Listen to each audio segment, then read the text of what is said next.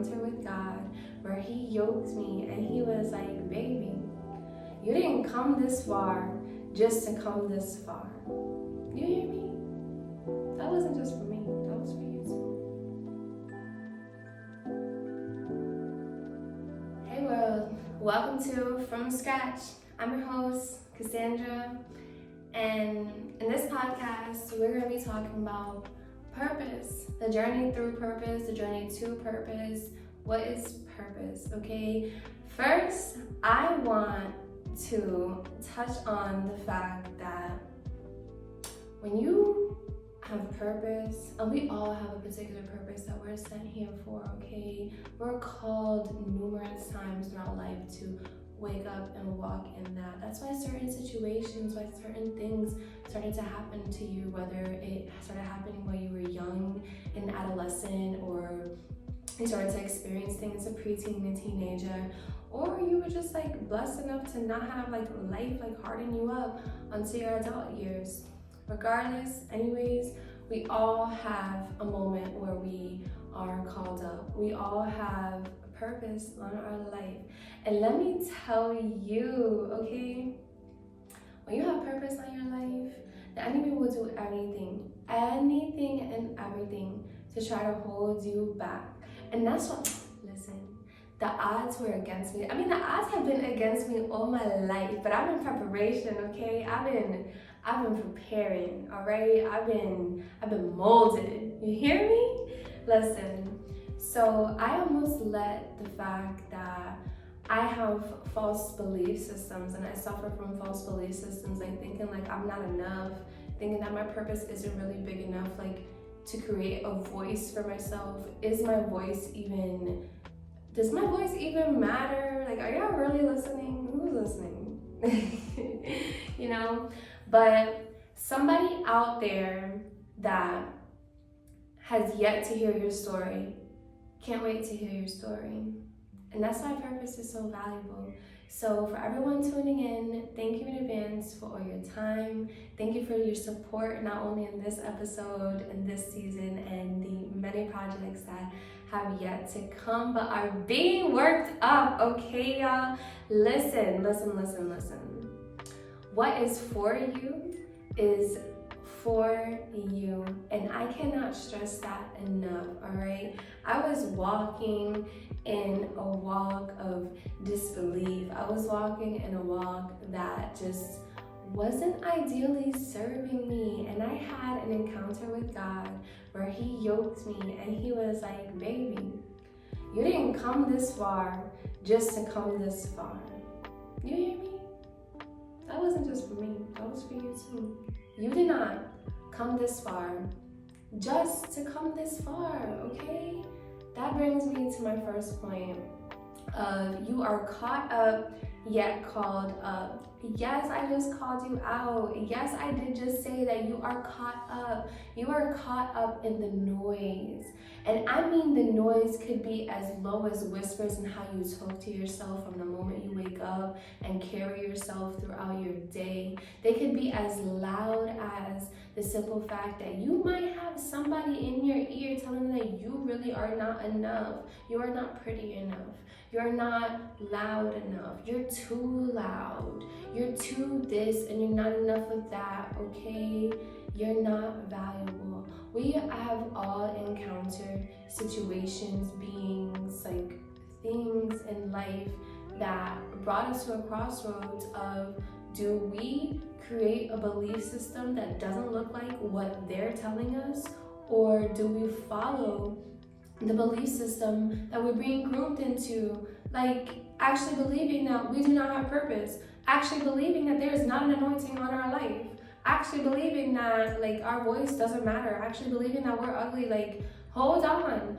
All of these things are actually really very earthly things. Like, who cares what we look on the inside? It's our soul, okay? It's our heart. Our first assignment here is love. It's to move with love. It doesn't matter how love looks. Love is love, okay? And that is the universal language. I just wanted to serve as a reminder and start off the bat, come in, okay? Letting you know that You do not look like your trauma. You do not look like that failed relationship. You do not look like that failed marriage. You do not look like that broken friendship. You do not look like this broken little person that you are making yourself believe that is veering you away from purpose, okay? I have 2 points to that, okay? Number one, that's not what you look like. That's not what you are, okay? Get up. Let's do this. Let's ride together, okay? And number two, even if that is what you look like, listen. Do not compare what your life looks like now to what you hope it looks like and give up. Because closed doors are real. Open doors are real, okay? Yes, you might have went through that trauma. You might have went through that breakup. You might have ended up that friendship. Your situation might look like who knows what and who did it and why, okay? That's okay, baby, because there are seasons. God closes doors for reasons, all right? And sometimes we can feel so liberated in a closed door. We can feel so free after a door is closed. But baby, having gratitude and experience and acknowledging the fact that a closed door is actually really a blessing. The life lesson was a blessing, okay? The trauma was a blessing. No matter what it looks like to you, and I'm sure it looks ugly. It looks mucky. Yeah. I would not be able to tell you all of this without experiencing what all of that look like, okay? And I'm still in a healing. I'm not healed. I'm healing, okay? Listen, I know how messy it is. I know how mucky it is. We are butterflies, okay? And when a caterpillar goes into this next stage, it has to go into the cocoon. But I don't know if you knew this, but a little fun fact, that a butterfly gets its strength from the way that it pushes through and pushes out that cocoon. Do you hear me? So while you over there praying for an outcome, talking about an outcome, listen, be grateful for how it transpired. Be grateful for how it happened, because the way that you push through, baby, that your push through is your strength, all right? I want to talk a little bit about disruptive thinking, all right? And in me talking about it, before I get too into it, I want to talk about what disruption means. Disruption genuinely means a rapid change. I don't know what your prayer life looks like. I don't know if you meditate. I don't know what any of this looks like. And if you don't have it, please reach out to me. Comment below. Let me know if you are looking for tips, okay? Because it is much more simpler than it is. But if you do currently have a prayer life and you're looking for something and you've been wondering, like, how is he gonna get me out of this? Like, God gave me this vision. I have this vision of where I want to be. I have all these goals in life, but I just don't know how I'm gonna get there. Don't worry about the how, okay? Because not only is purpose so purposeful, but purpose is about process, all right? Nothing that God starts from the moment that he created you up until this very moment now, and whatever the end result looks like, and only he knows what the end result looks like, okay? Nothing that he does goes unfinished. To say the least, that process is a part of purpose, okay? Disruption is a part of process, all right? Being caught up is a part of process, okay? Closed doors are a part of process, okay? It's all here. It's all here. And you know what's crazy? Let me give y'all a little drop. Wait for it. Just wait for it. It's all part of God's plan. Only God knows God's plan. We just out here like living. We are just out here living. Our first assignment is love, okay? And then our second assignment is supposed to be blind faith. We supposed to trust, okay? Listen, with that being said, I just want to give you guys a little bit of an insight and a little bit of like backstory on how God came to me. I was a caterpillar. I was so hungry. I went through an awakening at 25, not realizing that there were many stages of my life that I was experiencing an awakening. There were many stages of my life that the trauma was so deep that I buried it into a place of memory that I never thought that I put under lock and key, okay? I never thought that I would go back digging through my memory, looking for parts of me parts of me that I left behind, parts of me that needed to be uplifted to wake up the next part of me, okay? That is what's so beautiful about closed doors, because despite what our situation looks like, despite what anything looks like for you, okay, everything that you are going through, everything that you have gone through, you needed to go through it. You have to go through it. It is a part of your story. It is a part of your process, because everything that you attained in that last season, in your current season, anything that you have attained from then till now is so purposeful to the person that you are becoming, okay? The life lessons, the heartbreak, the trauma, the weight. I know it's not pretty, baby. I know it's not. But listen, it's yours. It's a part of your purpose.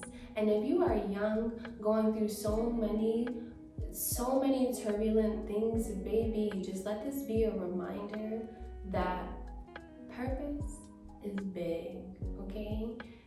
And if you are older and you feel some type of way about that, do not, okay? Do not. Jesus was 33. In today's time, we would call that like middle age, okay? And that was young back then. That was young for back then, all right?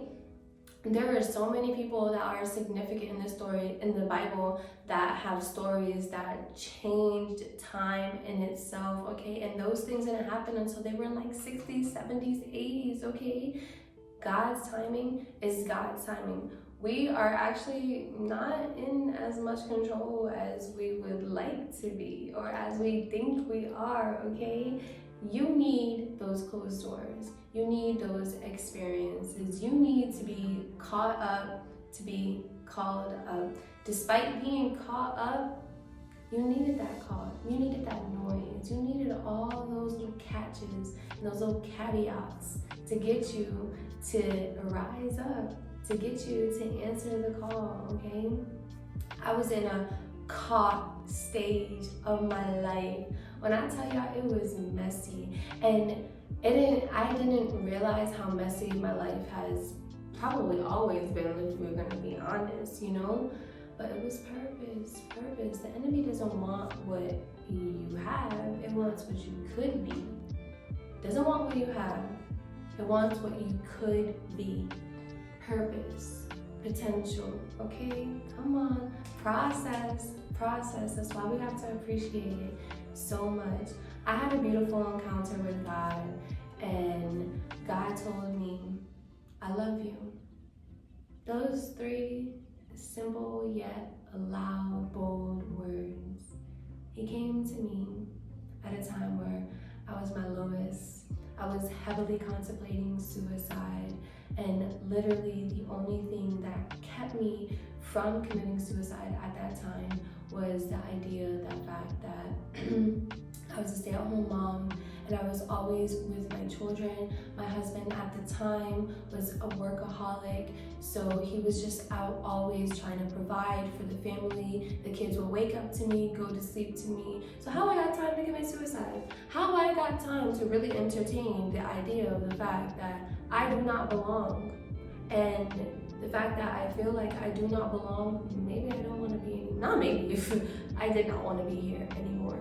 But where was I going to find the time to do this? Because in all my little failed plans that I came up with, they all ended in my children finding me. And that was a weight that I couldn't bear.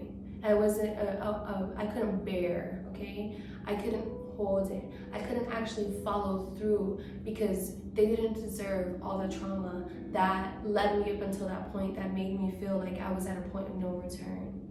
But baby, let me tell you, in the dark, there comes light, okay? Listen, despite feeling like I couldn't bear it, despite feeling like I didn't want this anymore, despite feeling like this was the end of the road for me, God came to me, told me I love you, and snatched me up out of those feelings. He reminded me that, yes, baby, Yes, my child, this is a death, but I'm here to resurrect you. I don't think I hear me. I don't think I hear me. He came and resurrected me. He came and brought me to life, y'all. He really did his thing that he does when he breathes on you and just blows his fresh breath and throws some momentum in your life, throws some disruption into your life, and rapid change started happening in my life, okay? Rapid change in my spirit, in what I look like in the spirit world, rapid change in what I look like here in earth, okay, in our walking life, all right, rapid change in the people around me, rapid change in the people that were connected to me, rapid change in the people that I had yet to meet that were still connected to me, okay. He reminded me that despite this being an end of a cycle, I needed everything from then to take into there, to take into now, okay. I was caught up and called up. And I just want to close this out with one final statement. How can you be found if you were never lost?